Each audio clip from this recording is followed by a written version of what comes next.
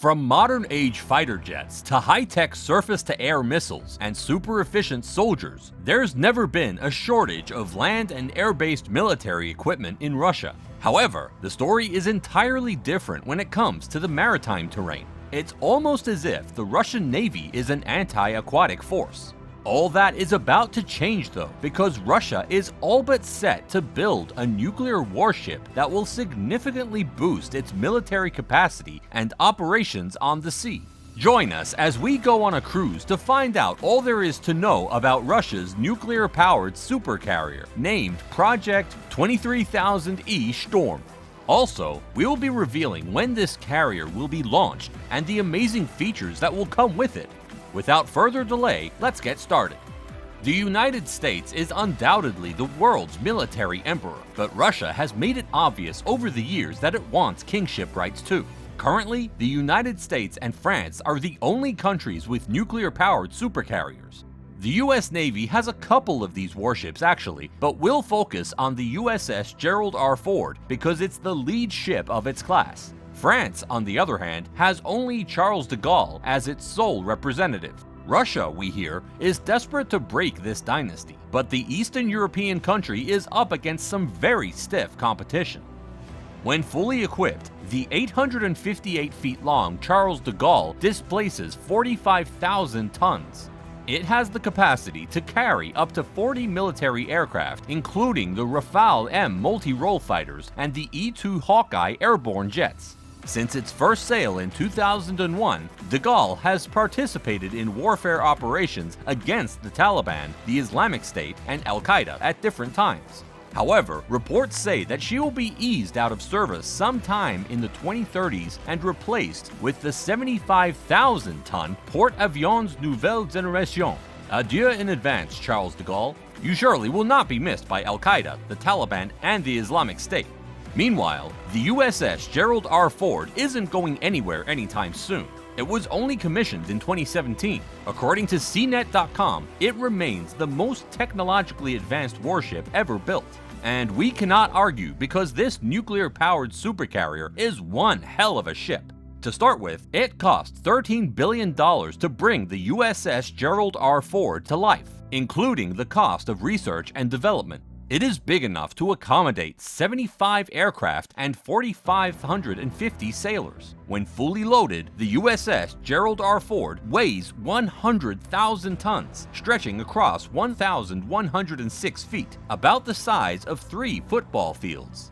American hands and American steel constructed a 100,000-ton message to the world. American might is second to none, ex-President Donald Trump said during the commissioning event in 2017. The nuclear-powered vessel has the best electromagnetic aircraft launching system, or EMALS, ever installed in a carrier. According to Business Insider, the EMALS can accelerate a 100,000-pound object to the speed of 125 miles per hour in less than 300 feet, and power is supplied by 2 nuclear reactors and 4 shafts. During explosive shock trials in 2021, the USS Gerald R. Ford was hit with multiple 40,000-ton bombs. It, however, remained in one piece and suffered no significant damage.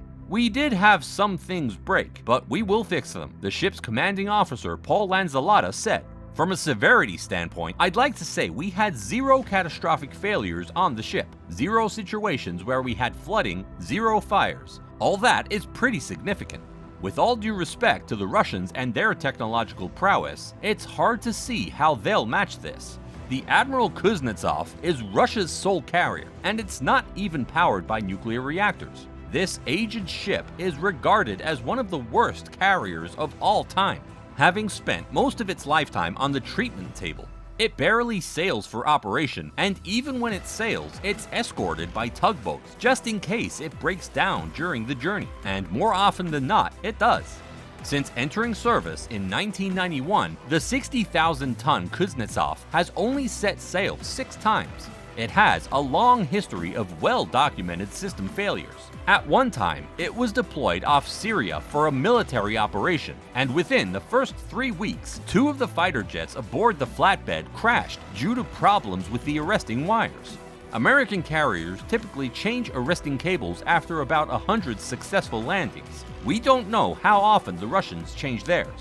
During another mission off the Turkish coast, the Smoky carrier developed an electrical problem that triggered a fire outbreak, killing one sailor. In 2018, the Admiral Kuznetsov was almost put out of her misery. The dry dock on which it was being repaired sank, causing a large crane to hit the deck. It seemed like that was the end for this aged carrier. However, like the notorious old warhorse, the Kuznetsov put up a fight and managed to stay afloat. There's no doubt that Russia needs a new carrier, a nuclear-powered one for that matter, but there are serious doubts about the ability to take on such a massive project. The Russian Defense Ministry is reportedly short on cash and the technical expertise to deliver a nuclear-powered vessel like the USS Gerald R. Ford. Nonetheless, they are willing to give it a try, and we're more eager than ever to see the result of their attempt. Yes, the Navy will build an aircraft carrier for sure, the Deputy Commander-in-Chief of Russia's Navy, Vice Admiral Viktor Bursak, confirmed. According to multiple news sources, the Krylovsky State Research Center, or KRSC, a Russian shipbuilding research and development institute, is in talks with the Russian Ministry of Defense about the all-new supercarrier dubbed 23,000E Shtorm, meaning storm. TASS news agency says the warship will have a nuclear energy unit and displacement of about 70,000 tons. However, other sources say the ship could displace even more tons. Citing the specifications provided by KRSC, another news platform, Task and Purpose, is reporting that the 23,000E Shtorm nuclear-powered flatbed will be powered by two RITM-200 nuclear engines and displace 100,000 tons, meaning it would weigh the same as the record-breaking USS Gerald R. Ford, owned by the US Navy. By the way, that's almost double the weight of Russia's current aircraft carrier, the Admiral Kuznetsov. The 23,000E Shtorm can accommodate up to 90 fighter jets, as compared to the Kuznetsov, which only has room for 30 aircraft. The proposed nuclear-powered ship will house between 4,000 to 5,000 sailors and would be able to stay at sea for around 3 to 4 months all by itself. Additionally, it will travel at a speed of 55 kilometers per hour, which is equivalent to 30 knots. Right before we reveal the price of the 23,000E Shtorm, if you've made it this far, make sure to like and subscribe for more content like this. Research and development activities for the program are currently underway, although it is expected to gain momentum in 2023. The estimated cost is pegged at $9 billion. But usually, a warship of this size would require smaller vessels to support its operation. Considering this, the final cost could increase by as much as 8-fold. Russia has always placed a premium on the defense of its territory, so it's no surprise that it has one of the world's most lethal military forces, only second to the US. Russia's desire to match the United States military capacity is obvious. However, its latest ambition is somewhat unrealistic. For one, Russia has never built an aircraft carrier this big, neither does it have a large enough dry dock to house it. Its current aircraft carrier was built in Ukraine during the Soviet Union's reign.